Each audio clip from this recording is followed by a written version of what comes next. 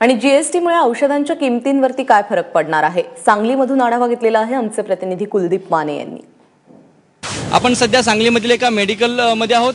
आपण या ठिकाणी पाहतोय की मेडिकल मध्ये देखील काही प्रमाणामध्ये टॅक्स वाढ झालेला आहे आणि अर्थात जीएसटीचा देखील परिणाम याच्यावर झालेला आहे। आपल्या सोबत या मेडिकल स्टोअरचे मालक आहेत। नेमका जीएसटीचा काय परिणाम आहे मेडिकल क्षेत्रामध्ये? मेडिकल क्षेत्रामध्ये जीएसटीचा असा काही जास्त परिणाम झालेला नाहीये। ज्याप्रमाणे व्हॅट कर प्रणाली होती ती जीएसटी मध्ये लागू झालेली आहे आणि रिटेलिंगमध्ये इन्क्लुझिव्ह ऑफ ऑल टॅक्सेस असल्यामुळे असा खूप मोठा असा काही फरक पडलेला नाही। पण लोकांचा एक भ्रम झालेला आहे, एकतर औषधे महाग होतील किंवा स्वस्त होतील। व्हॅट कर प्रणालीमध्ये 6% व्हॅट होता, तो आता जीएसटी मध्ये 5% झालेला आहे। तो सामान्य नागरिकाला त्याचा नक्कीच फायदा होईल।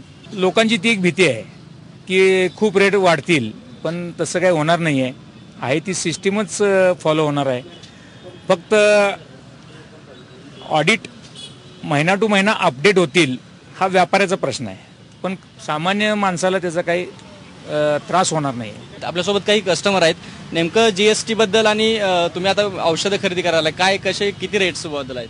रेट्स तर आता सामान्य हाय असेच आहेत, पण लोकांना अशी भीती वाटायला लागली की जीएसटी हे सामान्य लोकांना माहिती अजून पूर्णपणे नाही। त्यामुळे लोकांना असं वाटायला लागले की जीएसटीमुळे रेट वाढतील, ह्या भीतीने लोक अजून धावपळच चालू आहे। लोकांची जास्त भीती मोडत आहे, लोकांना भीती वाटत आहे। एकूणच मेडिकल क्षेत्रामध्ये मोठ्या प्रमाणावरती जे काही कर ते कर या ठिकाणी औषधं आणि गोळ्यावरती लागलेले नाहीत। त्यामुळे एकूण मेडिकल क्षेत्रामध्ये मोठ्या प्रमाणावरती कर लादले नसल्यामुळं या कस्टमरमध्ये आणि या ठिकाणी मोठ्या प्रमाणावर कर वाढले गेले नाहीत। त्यामुळं जीएसटीचा मेडिकल क्षेत्रामध्ये मोठा परिणाम दिसत नाही। त्यामुळं या ठिकाणी ग्राहक देखील मोठ्या प्रमाणावर औषध दुकानावरती खरेदी करतानाचं चित्र आहे।